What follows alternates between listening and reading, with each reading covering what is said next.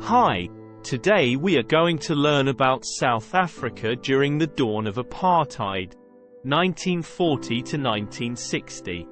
During the period of apartheid in South Africa, from the 1940s to the 1960s, a series of discriminatory laws were enacted to enforce racial segregation and control the lives of different racial groups.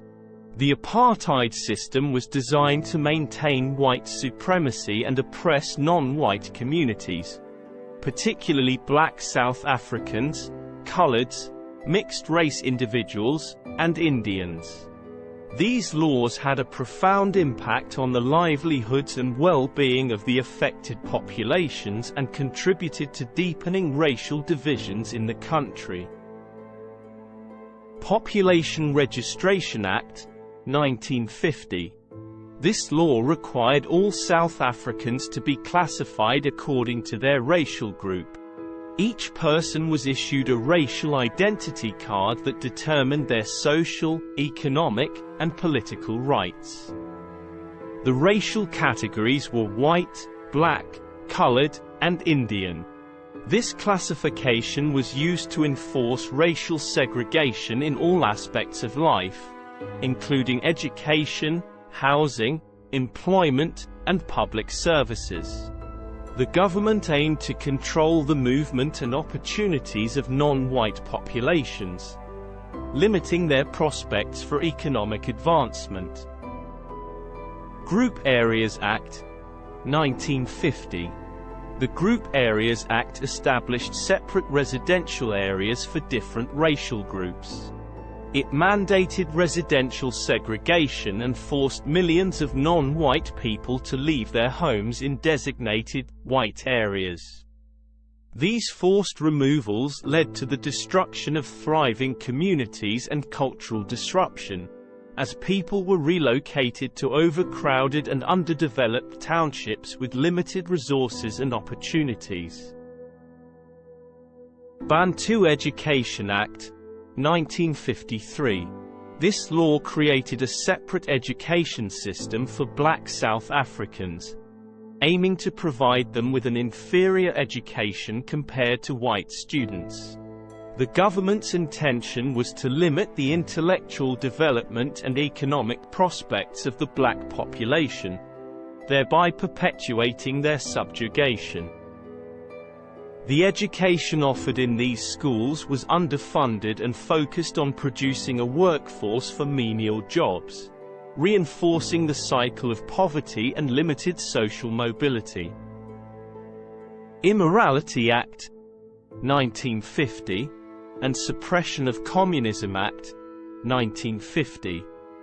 The Immorality Act prohibited sexual relationships and marriages between different racial groups, further enforcing racial segregation in personal relationships.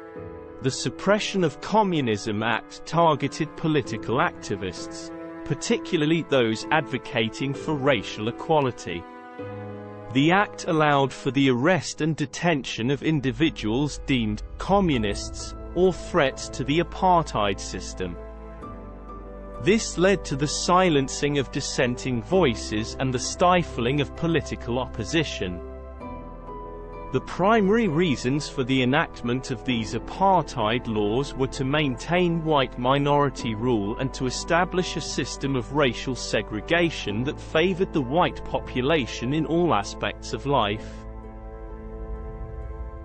The white minority government, led by the National Party, believed in the ideology of racial superiority and feared that granting equal rights to non-white citizens would threaten their dominance and privilege. The apartheid laws aimed to entrench white supremacy, divide communities along racial lines, and perpetuate socio-economic disparities between racial groups. The impact of these apartheid laws on the livelihoods of non-white populations was devastating. They resulted in severe racial discrimination, economic exploitation, and social marginalization. The black population, in particular, bore the brunt of apartheid's injustices, facing widespread poverty, limited access to education and healthcare, and restricted job opportunities. The forced removals caused immense trauma and uprooted families from their ancestral lands, disrupting social structures and cultural identities. Despite the oppressive nature of the apartheid system, resistance movements, both within South Africa and internationally, emerged to challenge the regime. Over time, these movements gained momentum, leading to widespread protests, sanctions, and international condemnation. Eventually, apartheid was dismantled, and South Africa transitioned to a multiracial democracy in the early 1990s, with the release of Nelson Mandela and the first democratic elections in 1994 marking a turning point in the nation's history.